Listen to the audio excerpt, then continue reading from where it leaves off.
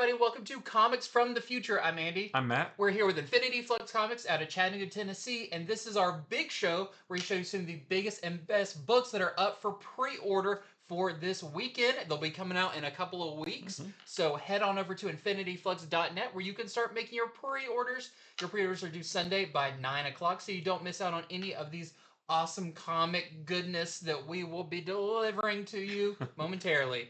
This is a pretty big week of titles. Some really cool ones, some long anticipated ones. Yep. Very excited about it. Let's get into it. We're going to start off with our Prime Comic pre-orders. And we're going to start with Imperial number 2. Number 1 came out this week, and it was awesome. And in this one, or actually we saw in the first one, there were several intergalactic leaders who had been murdered, and that lights the fires of war, right? Because every faction in space blames every other faction for that war. And in this issue, Nova and Star-Lord race to discover who is behind these murders, because we know how they were murdered, but we don't know who did it or who ordered it or things like that. And their investigation leads them to the Intergalactic Empire of Wakanda. And we got a little bit of a taste of that in the first issue. We saw that maybe Wakanda's responsible for it, but that seems too easy to me. It feels like a misdirection or something. Yeah, it's definitely a setup. So maybe we'll find out in this one who done it. But regardless, I loved the first issue. Can't wait to read this one. So this is our A cover. We have a Perel variant. There is a Scotty Young variant. I like that one. And there is a Scott Forbes Lalandra variant. Which, did we see Lalandra in the first? Not the first one, but the end of that X-Manhunt storyline, Professor X and newly resurrected Lalandra took off into space to help their daughter, who is getting wrapped up in all this mess. So I do think we'll see them at some point. And that was a little while ago, so it's cool that it kind of leads into that. Yeah, because when they took off into space at the end of that story, it said, continue the adventures of Charles Xavier and Lalandra in Imperial. And I was like, oh, that makes sense because she is up there with the Shi'ar right now, and that'd be interesting to see Professor X if he's gonna do some mind probing to find out. Yeah, I don't know. They weren't in the first issue, but yeah, it'd be cool if they popped up in this one. Maybe they will since she's on the cover. Yeah. Well, next up we have a new Gotham City Sirens series. This is Gotham City Sirens Unfit for Orbit. It's going to be a 5-issue miniseries, and from what I can tell, this is going to be weekly, like the last year's Gotham City Sirens series they did. This is, like the previous one, written by Leah Williams, and the art is by Haining. And we got to, I haven't read it yet, but we got an early preview of this, and it is pretty cool. The art is really good, and yeah, I'll get into it because this sounds really fun. So, a hot new space-themed nightclub has opened in Gotham, and who better to rob it but Catwoman, Harley, and Ivy? Well, there's more to this club than meets the eye. They soon stumble upon a plot to destroy the entire planet led by the nightclub's owner, Despero, which I love Despero. I mean, was he the first Justice League villain? He was way back in the early days. There's the classic chess cover that he's a part of. So, I mean, he's a longtime DC villain. 3 eyes, red skin, you can't miss him.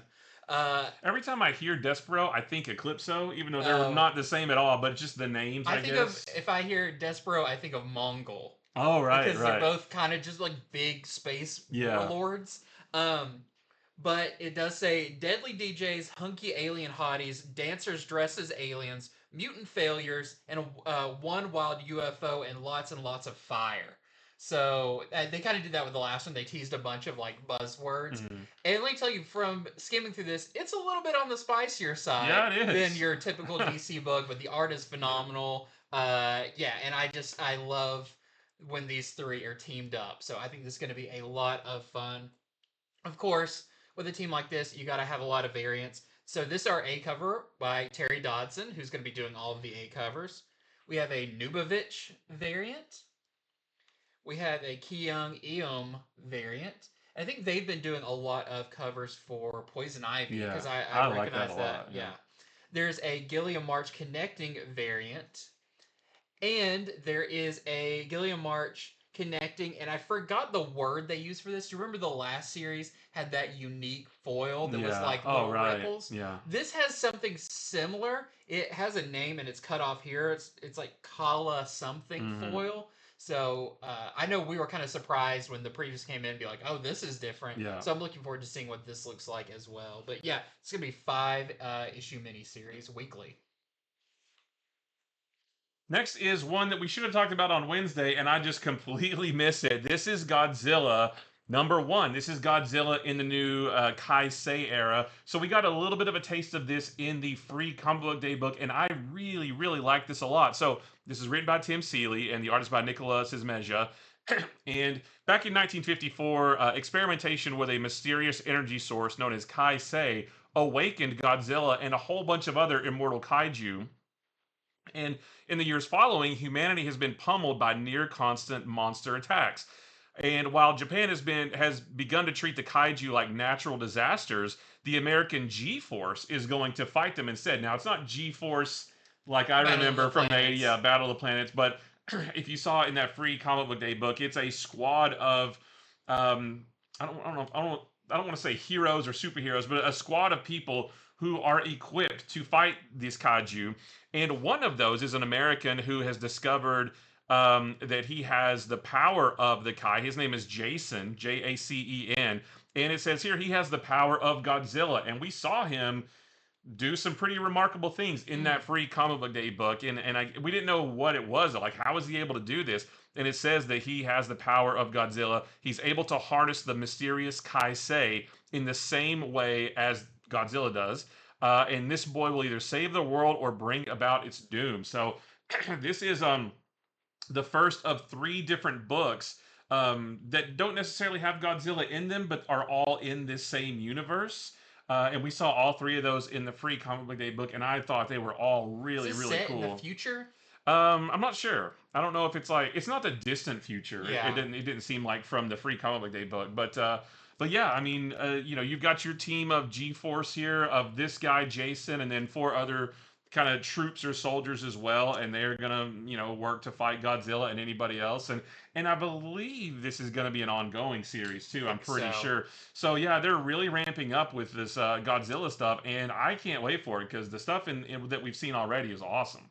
Is it G-Force stand for Godzilla Force? Maybe, probably. Yeah, that's probably what the G is. So we have our A cover by here by Nicolas Ismeja, and that's your interior artist. There is a Byrne cover. There's an Adams cover. There is a Simmons cover. There's a sketch variant, and then there is the Ismeja foil variant, which is going to look really cool. Really nice. Well, next up, we've got issue 2 of Ultimate Spider-Man Incursion. Issue 1 came out this week. A very interesting setup for what I'm guessing is going to be a big story. It kind of started off low-key as Miles jumped into the new Ultimate Universe looking for his little sister who got separated from him in the transition, and now he teams up with some of the Ultimates to go find them. So you can see on the cover here who he's going to be teaming up with. But it does say that Miles and the Ultimates versus Black Panther. And I got the hint in the first issue that maybe Billy, his little sister, was in Wakanda. It kind of gave some of those vibes. Well, there have been some official preview pages released. And all else, just in case you don't want to use what I won't tell you, but we do see who found Billy. Okay. So in this, Miles teams up with Wasp and Giant Man, but Black Panther doesn't want these ultimate terrorists in Wakanda because, as far as the rest of the world knows, and that includes Black Panther, the Ultimates are terrorists that the Makers Council and everything have kind of spun news about them and everything in a negative light. Well, because everybody still thinks that Tony Stark is responsible for that big laser blast out of the sky that destroyed part of New York. Yeah, and so it sounds like that. I imagine they will have a little scuffle before they figure stuff out. Yeah. But this also does say you get the secret history of Janet Van Dyne, which is going to be interesting. I wouldn't mind if this series also does a little bit of that, a little bit of, hey, let's take some of the characters that haven't got as much of fleshing out in the regular Ultimate books and get a little bit more story behind them. So really cool. #1 was great. Hopefully everybody picked it up if you're an Ultimate fan. And yeah, continuing with #2, we've got a couple of covers. They didn't overly bog us down with coverage for this, which I do appreciate. So we've got our A cover right here. We have our Kafu cover. And we have our Sanford Green cover, which that one is awesome. And before we move on, so we talked about Imperial #2 and Ultimate Spider-Man Incursion #2, and on Wednesday we also talked about Marvel Knights: The World to Come #2. And I just wanted to mention that that's the perfect example of when we do the shows early on Wednesday, because the FOC date for The World to Come #2 got pushed back. So that's why it's not in this show, even though we talked about it on Wednesday. So just when we do these shows early, we always say some things might change between now and Friday, and that's the perfect example. It just got pushed back probably a week or two. Yeah, and if you do still see it on our website when you're placing your orders, you can still order it. Mm-hmm. Your order still counts. It's still good. It just means you have a little bit more time to order those. Yeah. And next up, we have Sisterhood, a Hyde Street story. On Wednesday, I said I thought this was a one-shot. This is a 5-issue miniseries, so I was wrong about that. So this is from Maitel Jute, and the art is by Leela Lees and Alex Sinclair. And in this story, it's about two lifelong friends named Sophie and Violet, and they were practically sisters when they were young, but now they're starting to slowly drift apart now that they're in college. And Violet accidentally drowns at a sorority hazing, and Sophie pleads with the psychic Sisterhood to contact her from beyond the grave. And sometimes you get what you wish for, but on Hyde Street, there's always a cost. So I can only imagine what that is. So I'm guessing that's Sisterhood right there on the cover. And this is reminiscent of the Devour one-shot that we artist. got. Oh, is it? Yeah. Layla Lees was the artist in that. I don't remember if that's the same writer from that. I can't remember. But I do love these supporting one-shots and series that tell you a little bit more about the other citizens of Hyde Street. Yeah, because there's a lot of them. We've seen a lot of names, but we just haven't seen many of them in the main Hyde Street book. So Devour was a one-shot. Again, this is going to be, I think, a 5-issue miniseries. But yeah, just if you love Hyde Street, just grab all this stuff because it's so fun. So this is our A cover. We have an Ivan Rice variant and a Peter Schneesberg and John Callies variant. That sounds like the event that was teased in that. Yep. Well, next up, this is a huge one. I know a lot of people, maybe even not regular comic fans, are going to be coming out for this. This is Post Malone's Big Rig. You may have got a tease of this at Free Comic Book Day. There was a Free Comic Book Day copy of this, which I do believe those pages will be in this. Mm-hmm. But what's nice is this issue 1 is a double-sized first issue. So you don't have to worry about, well, so much of the book has been eaten up by the Free Comic Book Day book. No, you're going to get way extra stuff in here. So, of course, this is by Adrian Wassel and Post Malone are kind of co-writing this. And the art is by Nathan Gooden, who I really love, who was the artist on Barbaric and so many great stuff.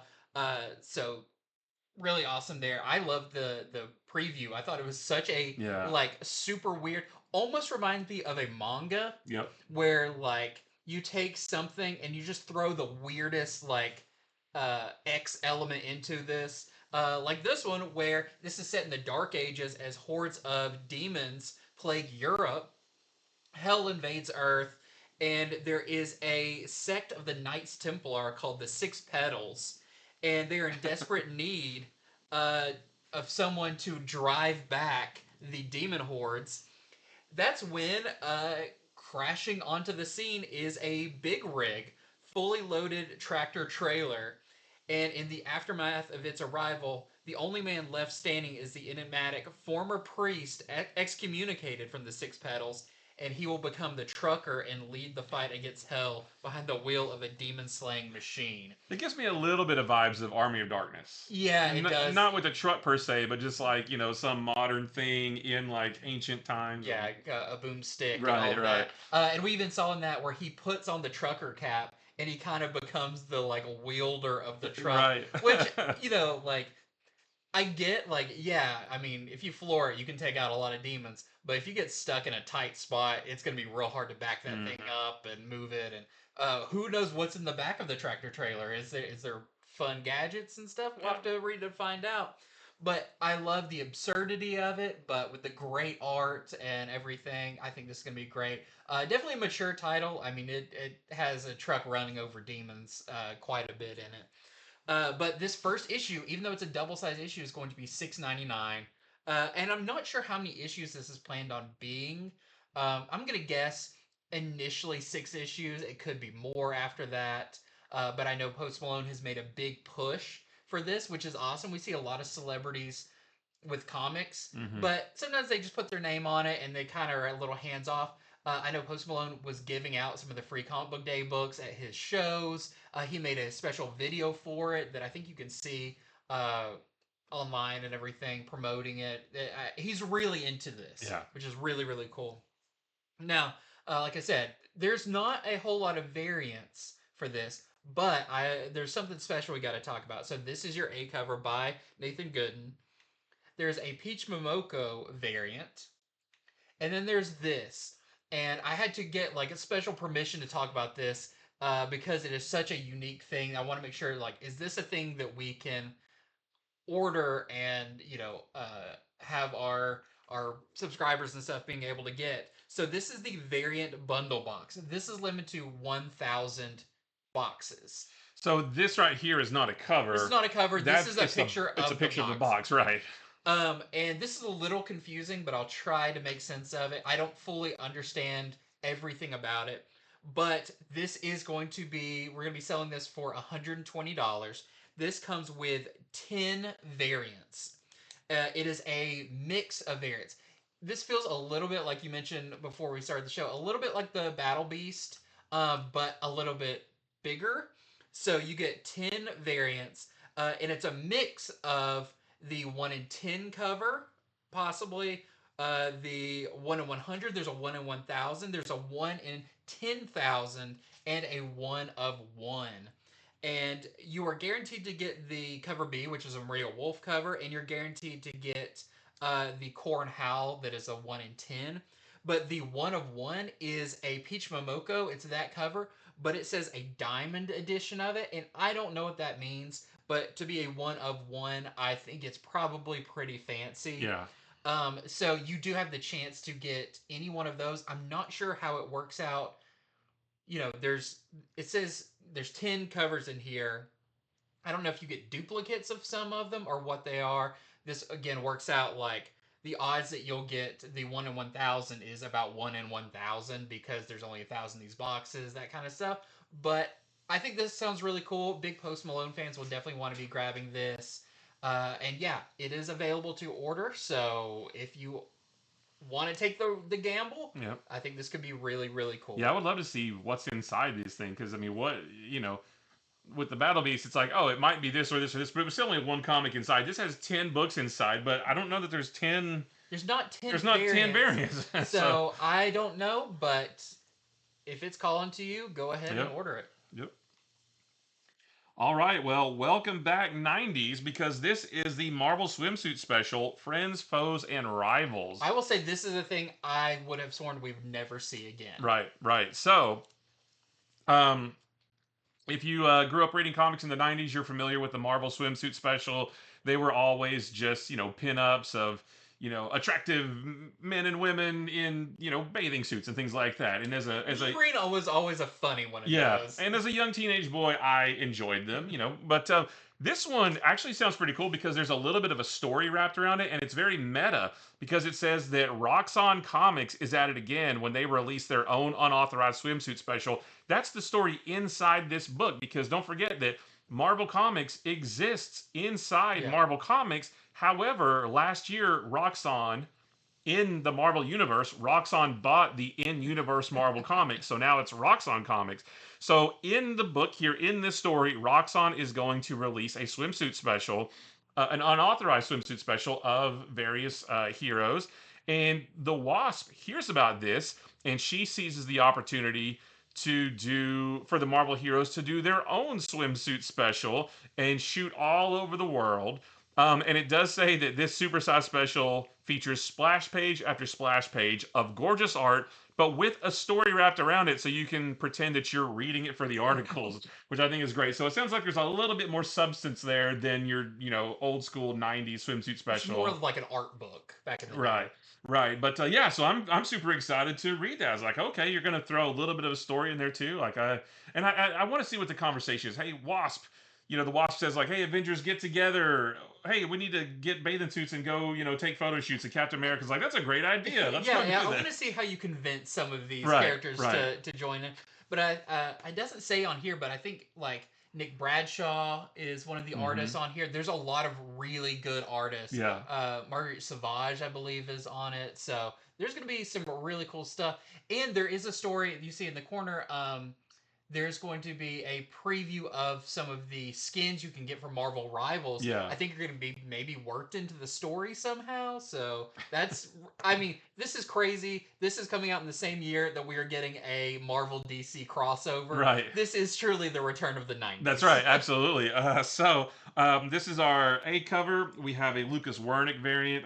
Colossus. I love these fun, like you've got X-Men with Avengers. You've got crazy matchups on these. Yeah, as well. and then of course She-Hulk looks great. There's a Mark Brooks wraparound variant, and that one is very nice. I like that one a lot. There's a Pablo Villalobos variant. There's a Russell Dodderman variant, a Taran Clark variant, and a Terry Dodson variant. Is that Namorita? No, it's Black Cat. Oh, is that Black Cat? Yeah, Okay. because she's got the little cat on her, Okay. and I'm not sure who this is back there. It's fun trying to figure out who everybody is Yeah. on these. But yeah, I think this sounds really fun, and we talk about it a lot. Like this is, we love our in-depth comics. We love Imperial. We love all the stuff like that. But never take them too seriously that you can't have something like this. Yeah, like the Godzilla versus one shots that have been coming out. Sometimes it's just nice to have just a fun comic book that's not really. You kind of take a step back and you're like, these are just fun characters. Yeah. Not everything is super serious. Right. There's moments for those. There's moments for comics to actually say something about the world or whatever. But sometimes you just want to see Spider-Man out there in his bathing suit. Also, someone missed the opportunity to have Silver Surfer surfing. True. Silver Surfer who puts on a swimsuit. Right. I think that would have been really fun. Well, next up, and this feels like this is long awaited. This is Predator Black, White, and Blood, which it's funny that the blood on here is green because Predator blood is green. So that's true. It doesn't necessarily work out the way that the regular the Black, White, and Blood do. Like it should be like black, white, and then red for everybody else's blood. But if the Predator bleeds, it should be green. Yeah. So this sounds really fun. This, like a lot of the Black, White, and Blood or Red or whatever they are, will be an anthology style. This one is going to be, I believe, multiple stories per issue by different creative teams telling fun one-off stories about Predator in different scenarios, which I would love this because there's so many weird scenarios. I always wanted to see like Predator in ancient Egypt or in the Middle Ages or something like that. So hopefully we start getting some like that because in this first issue we have a story by Joe Kelly. And in this, a young Predator is trying to prove himself and he prowls the Australian frontier. But soon his hunt goes south as he runs in with humans from a convict colony. So it sounds like this is kind of the early occupation of Europe into Australia and using it as a prison colony and all of that, which it could be really fun. Plus, there's some other stories in here. It doesn't give details about them, but I think there's probably going to be 2 to 3 stories with maybe one main one. And I think it sounds great. I love Predator. I believe this is Simone DeMeo A cover, which is really awesome. He was at DC for so long, but looks like he's doing some great stuff at Marvel. Yeah. And of course, we've got some other cool covers. So we've got a Asrar cover, very cool, and a Villanelli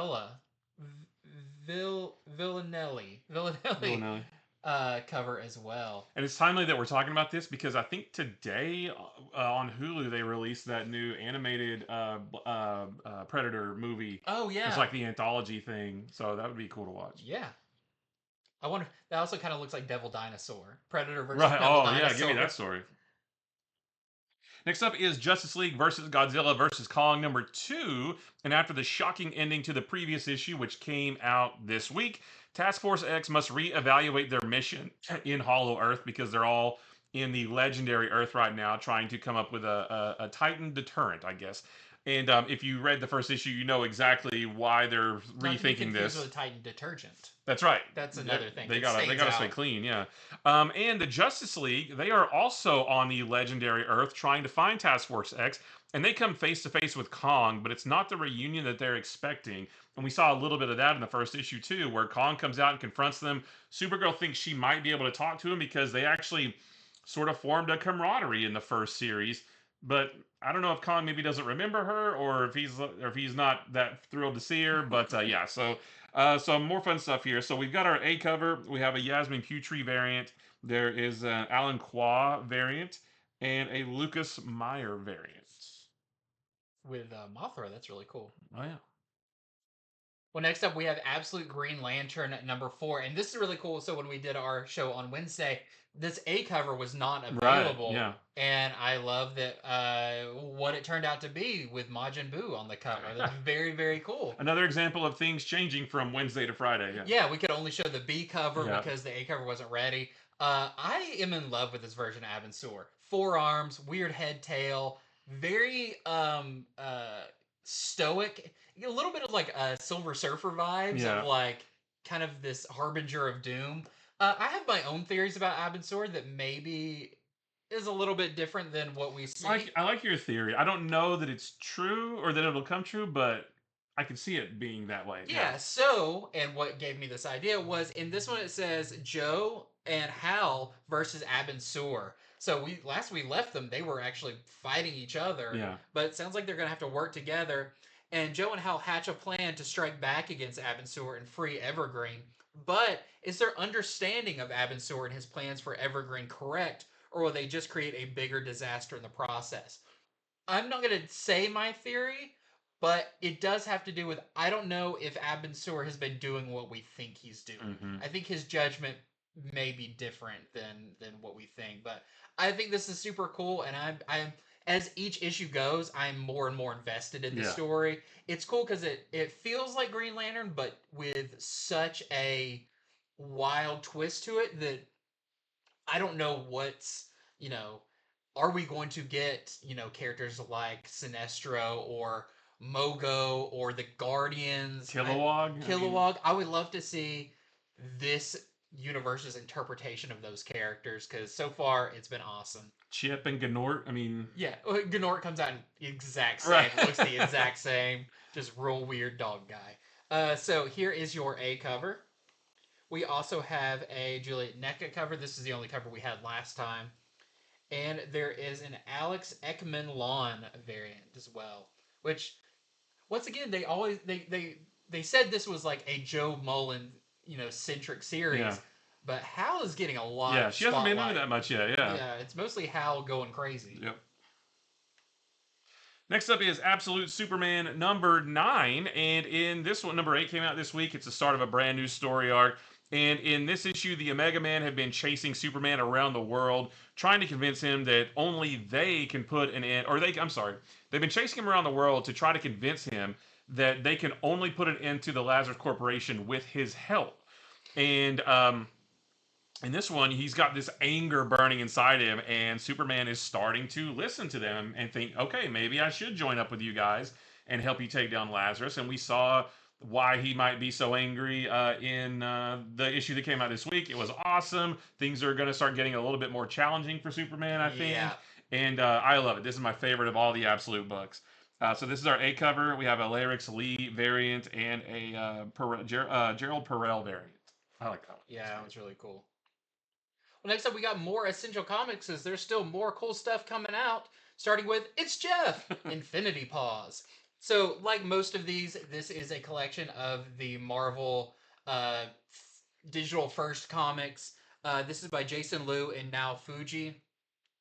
And in this, Geoff and friends fight for the Space Stone.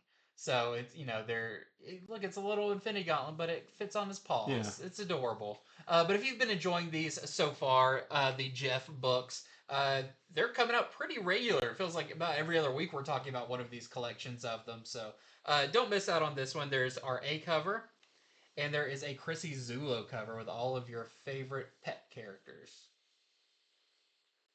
Next up is Rebel Moon Nemesis. Now, this is kind of coming out at a weird time because it has been announced that Netflix doesn't have any more plans for the Rebel Moon movies or universe, but we do have a new 4-issue series coming out that is a prequel to that movie, or I guess those two movies, written by Zack Snyder and Gail Simone, and the art is by Federico Bertoni. Yeah, it's a prequel to the Netflix movie and recounts the origins of Nemesis, who is the cool woman with the swords. If you watch those movies, before she became a sword-wielding cyborg assassin, she was an innocent woman who found herself in the path of Imperium soldiers who slaughtered her family, and now I guess she wants revenge. So the movies may be done, but we still have a little bit more story to tell in the comics. So we have our Kale New cover. This is our A cover. There's a Danny Earls cover. There's a Regia Afshar variant. There's an Alice Michelli. I'm sorry, an Alice Mechi Lee variant. There's a Chris Christodolu poster variant, and then there's a Kale New Virgin variant as well. It's a great A cover. Yeah. Next up, we have the Toxic Avenger Comics #1, because it is getting an ongoing series. We just had the mini-series. There's a team-up issue coming out this coming week. But, yep, here, because you demand it, Toxic Avenger is getting an ongoing series. This is by your creators of Matt Bors and Fred Harper, which I believe were the ones who did the mini-series and all of that. And this first issue is a self-contained story where some kids are going missing from Tromaville. Did they run away, or was it something more sinister? It's probably something more sinister, and it's going to take some over-the-top violence and some very bad pun jokes to get them back. And the new movie's about to come out, or I guess the reboot, which looks crazy. It talks about in this too. It's like just in time for the new movie this summer, and I'm like, I don't think they're related. Like, you know, this definitely looks like the original Toxic Avenger, but if you're jonesing for some and the movie's still too far out, check this one out. I just finished watching the second movie the other day. Second one's not great. First one's a lot of fun. But yeah, I really like Toxie, so I think this is really fun. We've got our A cover here by your interior artist. We have a blank sketch cover. And there is one of these as well that comes with the exclusive trading card that they've been doing for all of these issues. Next up is Rosario Origins. This is a one-shot that is the origin story of the terrifying feature film starring David Dastmalchian. This is written by Alan Trezza and the art is by Hugo Petroso. Another book that kind of sort of has ties to, that was 3 in a row, a comic that has ties to a movie. In this one, there are 2 young twin sisters, Griselda and Ximenia, and they are part of a family of curanderas known as the Sisters of the Crescent Moon. They possess magical abilities and are prohibited from conjuring dark magic. And when Ximena succumbs to temptation, Griselda must embark on a perilous journey to stop her sinister transformation. So I don't know that I've heard of this movie. So I haven't watched it, but occasionally I'll go through like new releases. Yeah, like, is it out already? Yeah, it's actually available to like buy or rent right now because it was like it was on the TV, and I thought it looked really cool, but I have not watched it yet. But I love these movies getting comic prequels and all of that. It's so cool. Yeah, for sure. So this is our A cover. There is a Jeff Zornow variant and then a Jeff Zornow VHS variant. So I like those kinds of covers. I love those. Yeah. Those speak to my 90s heart. Next up, we have We Don't Kill Spiders, Season of the Witch. We Don't Kill Spiders, the first book was years ago. I don't remember how long, but it's been a handful of years since that came out. I really liked it. It's a very cool story that we don't get too often. So this is by Joseph Schmalk, and this is like the first one about a Norseman detective. He's like a Viking detective, which, I mean, how many stories are there with Viking detectives set in the early Viking Age? And his necromaniac companion are tracking a string of grisly occult murders in southern Scandinavian kingdom. So the first one was cool. It's been so long since I've read it, but I really just like the vibe of it. And it like the writing and art is by the same person, and this is what the interiors look like. And it's just very unique. Yeah. And it gave me a little bit of like Assassin's Creed Valhalla vibes and everything. So very, very cool. This is our A cover for that. And there is your B cover, both by your writer and artist. Next up is Star Trek Red Shirts #1. This is going to be a 5-issue miniseries written by Christopher Cantwell and the artist by Megan Levins. And this says that Starfleet's most doomed crew members finally get their own story. In this one, it's a group of crew members led by an experienced officer embedded on the snow-ridden planet Arconia 89. The crew of the USS Warren has a small window in which to pin down spies seeking to steal classified secrets and keep Starfleet. So they're trying to keep them from stealing these secrets. And they face threats not only from their faceless enemies, but from the brutalizing elements and wildlife of a planet far from home. And it did say that nobody is safe. And if they're all wearing red I was shirts, about to say, don't get attached to anybody for right? this. Yeah, if you're all wearing red shirts, then definitely none of them are safe. And I just realized I'm wearing a red shirt too, so And now you I'm ain't safe. terrified. I'm not safe. So this is our A cover, and then we have a Lindell Federation recruitment variant, which that actually, that's better. That's a better outcome for red shirts than they usually Yeah, get, so yeah. that's not so bad. That's right before like a ship lands. Right. Well, next up, I want to talk about Secret Six #5 of 6 because this sounds like a pretty big issue, especially given like what the whole story of this is and the fallout from all the stuff with Amanda Waller. Because it says Checkmate has unlocked Amanda Waller's memories. That is a thing that has happened. They've been trying to prevent that, and now she has access to the DC Universe's biggest secrets, and that is very, very dangerous. Yeah, that's not a good thing. So, will the Secret Six have what it takes to take Waller out for good? And in the solicitation, it's like, oh wait, we're getting word from the higher ups that yeah, they do, and they do end Waller's bad business once and for all. So, I'm wondering what happens to Amanda Waller in this, and this is the penultimate issue. It's not even the final issue. Yeah. So, it sounds like big stuff is happening, especially when you consider what Amanda Waller knows and if those secrets get out. This is very, very bad. But I've been enjoying this series so far. This one looks great. This is your A cover. We have a Lyrics cover, which is very cool. That's awesome. With Deadshot, Spider-Man homage. And kind of, yeah. It's crawling out of the grave. And David Baldi on cover as well. Next up, we got continuing stories, starting with Red Hulk #6. This has been phenomenal. The issue #5 came out this week and is my favorite of the series so far. And in this one, hot off the heels of the end of #5, Thunderbolt Ross is back on U.S. soil, but this time as a war criminal. He is accused of violating the international treaty with Doctor Doom, and if you read #5, you saw how that all played out. But this is no ordinary prison that he's trapped in, which I guess he's in prison. It just says that he's back on U.S. soil, so I thought, oh, he's on the run. Oh, no, I guess he's in prison.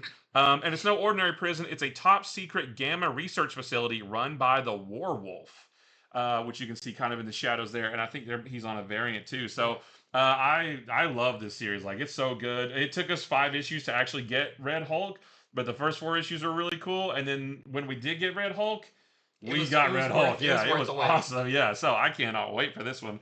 This is our A cover, and there's a Mike Allred Retrovision variant there's your Warwolf right there. Do we know that character? I don't, but I feel like he's been around before. So he feels like an old Captain America villain or something. Well, next up we got Star Wars Legacy of Vader #6. This one sounds really cool. Kylo tracks down one of the last Order 66 survivors, which, if you're in the Star Wars community, you're kind of like, really, how many people survive that? It feels like every book that comes out has another Jedi survivor. But this far into the future, it feels like there's probably not that many of them left. And this one does say the last. And it says, after Kylo's brutal takeover of Corellia, which is his father's home planet, which is a very important planet in the Star Wars universe, and we have not seen that happen yet. So we got something to look forward to as he takes over Corellia. So we've got our A cover right here, which is really nice. We've got a Sprouse Force Awakens 10th anniversary cover, and a Simone DeMeo cover as well, which is very cool. Nice. Next up is Whatever Happened to the Crimson Justice #2. I really enjoyed the first one. It felt very pulpy. And in this one, Dr. Mayhem pays a visit to his old partner in crime, the Mad Bomber. And, all these villains are getting back together, but where is the Crimson Justice? Will the return of some of his classic rogues spark John Redding back into action? Because in the first issue, we saw that he's an old man now, and he just kind of is running his own. He's running his coffee shop and doesn't want to be part of any of this. But I think he will get spurred into action the way the last issue ended. So this is our only cover as well. Next up, we have Be Not Afraid. Issue 1 came out this week for this. Yep. And it was super creepy as we met our little kid here and his mom. And he, it's just a very twisted, supernatural character where we learned that maybe his father is an angel or a demon, but he's definitely got a mean streak in him, and his mom is going to have to figure out a way to stop him. And it continues here in number 2, which I love number 1, and I definitely will be checking out number 2. We've got our A cover here, and this is our Tyler Boss variant. Next up, we got Cover Gallery. Got some just really cool covers we wanted to show you. Starting with Batgirl number 9. This is the Terso Khan's variant, and then we also have the Otto Schmidt Gotham City Sirens variant. Once again, VHS box. Oh yeah, that's right. Yeah, this one's just like flattened. Mm-hmm. Next up, we have Birds of Prey 23, which looks like a Batgirl cover. I know. This is the Serge Acuna variant, and she just looks great on covers, I guess. Yeah. This is Uncanny X-Men number 17. This is the Edgecure Bettina variant, and then there's a Ron Friends Retrovision variant. give me that team of X-Men. That's a good-looking team. Yeah. Next up, we have Magic, issue number 7, and I think this is what starts a new story arc. Because I think a lot of people thought this was a 6-issue miniseries, but no, it is continuing. And this is our A cover by Villalobos. And there is a Joe Quinones Retrovision variant, which that one is really cool. That looks like an old used novel or something. I know. Or I guess a comic book too. I love the font of Magic and everything on there. And then we have JSA number 9. This is the Jorge Corona variant featuring Dr. Fate. Next up, we got Bookshelf. These are some cool books you can have on your shelf, and you can read them too if you so desire. Starting with Aqamanatee. This looks really fun. We just skimmed through this before we did the show. We got an early preview copy of it. This is a hardcover. Clearly, this is kind of an all ages book. This is by the same creator, Ben Clanton, of Norwal and Jelly, about the Norwal and the jellyfish that we sell at the store and everything, and it's very popular. In this one, Marlowe is a manatee, and he isn't exactly a superhero material. He sleeps and eats a lot, toots a lot, and never ventured out of his saltwater bay. But he dreams of adventure, and a series of events is going to give him powers, and not only will he come face to face with his hero Aquaman, but is going to be teaming up with him. So, sounds really cute, really fun, and yeah, sometimes you just need a little bit of that in your life. Mm-hmm. So, just the one cover, and this is going to be $12.99. Next up is the JSA Volume 1 hardcover and trade paperback. The trade paperback is going to be $17.99. The hardcover is $24.99. And this collects the first 6 issues of the current JSA run, which I've been really enjoying quite a bit. And if you missed out on it, or if you've been waiting, now's a chance to read the first 6 issues. Next up, much similar to that, we have Batgirl Volume 1. This is going to collect issues 1 through 6 of the Tate Bromble series that we've really enjoyed. Yeah. The bit of it we read, full of action, gets right into it. Very, very cool series. So, yeah, you get issues 1 through 6 of this. Next up is Batman White Knight Presents Harley Quinn and Generation Joker, the Deluxe Edition hardcover.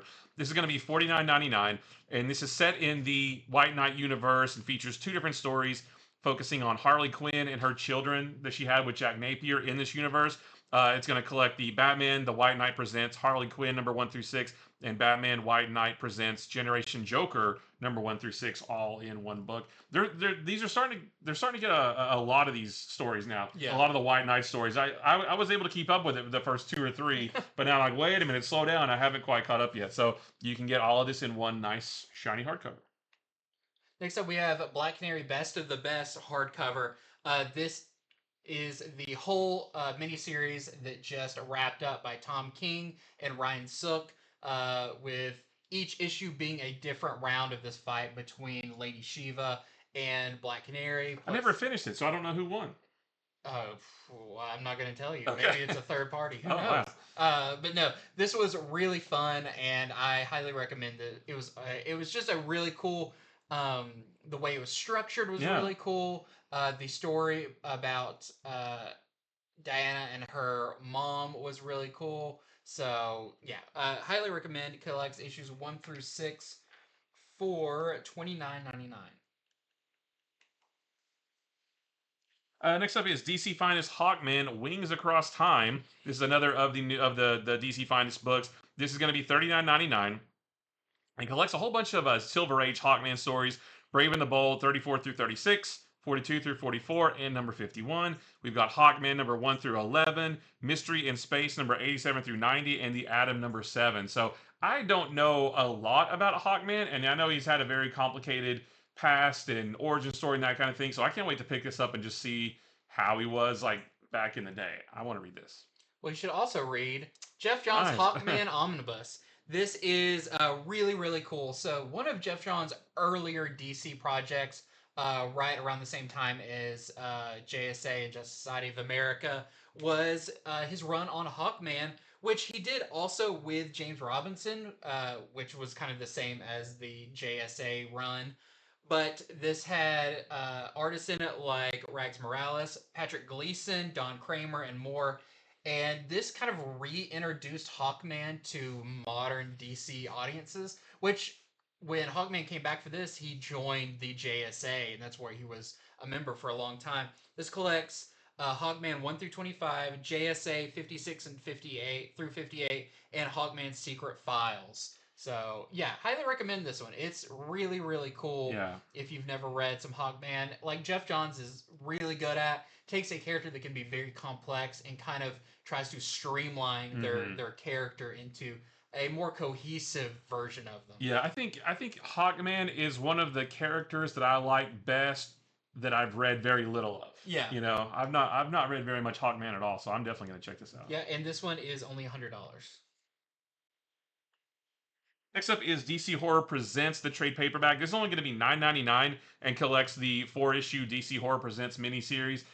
Each one was a different story, so you're going to get 4 really cool spooky stories, separate spooky stories in this, but that feature DC characters. Next up, we got DCX Sonic the Hedgehog. This is the collection of the series, which I didn't even know this wrapped up, or is, I guess, about to wrap up. I'm not sure. I think it was 6 issues, 5 or 6 issues. This does not say how many issues it collects, but I believe it's the entire miniseries that has been very popular for both DC and Sonic fans. So if you missed out on it, you can pick it up, and it is only $17.99. Next up is the Wonder Woman by John Byrne Omnibus. This is going to be $100 and collects some, probably, what am I thinking? Probably like early 90s, mid 90s Wonder Woman stuff. Wonder Woman 101 through 136, annuals 5 and 6, stories from Action Comics number 600, and more as well. So you get some John Byrne art in here, but there's other artists as well. Is this the one after, like, right after George Perez? It's not right after, because his was like the very beginning, like in 1986, 1 through like 30 something. This is Wonder Woman 101 through 136. So there's a big gap in between those. But yeah, I think I've already pre-ordered this one. I can't wait to check it out. Yeah, it's gonna be $100. And speaking of Wonder Woman, I highly recommend Wonder Woman Blood and Guts. This was actually the New 52 Wonder Woman that was one of these standout New 52 books by Brian Azzarello with art by Cliff Chiang and Tony Atkins. Really, really cool. Definitely, now I would feel like this would either be like an absolute or a black label, because it definitely like reset up what Wonder Woman is, her pantheon. The gods in this are very weird. Like Poseidon is like this giant fish monster, very Jabu Jabu from Legend of Zelda type thing. This was really cool. The art is really great, and yeah, I loved it. So it's really cool you're getting the kind of first I'm not sure how many issues it's going to collect. It's usually like like 12 or something like that. Something like that. Of the first volume of this for only $9.99, so it's that compact size that has been doing very, very well. And next up is Aliens vs. Avengers, the trade paperback. This is going to be $19.99 and collects all 4 issues of this series that has taken forever to come out. I don't think the 4th issue has even come out yet. There has been 3 months in between each issue. Why? I don't know. But if you've been waiting all that time to read it, now you can grab this trade paperback. It's good. It's not like equal time for the trade coming out, because then it would be like 2 years for the trade. So. Yeah, no, this comes out August 19th, so you don't have much longer. I mean, gosh, that's probably not much further after the 4th issue comes out. Well, next up, we've got some new printings, starting with... I think is this yours? Oh, yeah, this is mine. This is the DC Work in Progress, or the WIP Work in Progress, All-Star Superman #1. I didn't read on this. What is this? Just like a black and white version? Yeah, they're doing this, I think, for a couple of different things, and it's like your like artist edition. Artist editions. Yeah. I believe this one, I think, is going to be 11 by 17. Oh, so this is going to be right. A big. I did read about these. Yeah, these are the size that the artists draw them as. Yeah. The big 11 by 17. I'm not sure if it has any like extra stuff in it, but it will be really nice to see Frank Quietly's All-Star Superman like this. Yeah. So I'm very interested in this, and it's $14.99. $14.99, which is about the same price as those oversized Batman ones they're doing right now. So I'm gonna guess it's gonna be similar to that. And speaking of, we also have a Wolverine Revenge, Red Band Raw Black and White #1. This is regular, or is this oversized? I think this is regular, like comic size. But they are doing this for every issue of Wolverine Revenge. They're re-releasing it in black and white, but it's the red band version. Okay. So you can imagine it's more bloody, even though you can't see it. Right. But yeah, really interesting. So you can see all of Greg Capullo's wonderful art in its original inked state. This will be also interesting to see if they do anything extra with it. But yeah, you can plan on there being 5 issues of this one for $5.99. So it's kind of the price it was before. And I believe this is also polybagged. Yeah. Like the previous version of it was. And this is Amazing Spider-Man #4, the 2nd printing. And this was actually one of the pages in this book where Spider-Man was having sort of visions about bad things that are happening. Or they weren't like accurate visions, but he was like imagining like all the bad things that could happen. And they went and put it on the cover. Yeah, it's nice to see the one moment that he acknowledged that Mary Jane exists. Right. Yeah. So far. So, next up is Pop Kill. This is Pop Kill #1, 2nd printing. So, this series just wrapped up. Yeah. And now they're doing 2nd printings of this. So, this is the Dave Johnson cover, and there is a blank sketch cover of this kind of breakout hit that I think it took people a little while, but now people are loving this. Hopefully they do another volume of it, because I think it would do very well. And that is it for Comics from the Future. So, thank you for watching. Head on over to infinityflux.net right now, where you can start placing your pre-orders for all of these books that'll be coming out. When are these? Early to mid-July. Yeah, so getting into the summer months with some of these. Going to be very, very cool. Some very exciting books on there. So don't miss out. Place your pre-orders that way. You don't have to worry about them selling out. You are all set. Order as many as you like. No one's telling you not to. Thank you for subscribing if you're subscribed. If you're not subscribed, hit that button, because we would really appreciate it. Spreading our good comic positive vibes and news all around. Yep. And Matt has something very important to say. Thanks for watching. Thanks for watching. And until next time, see ya.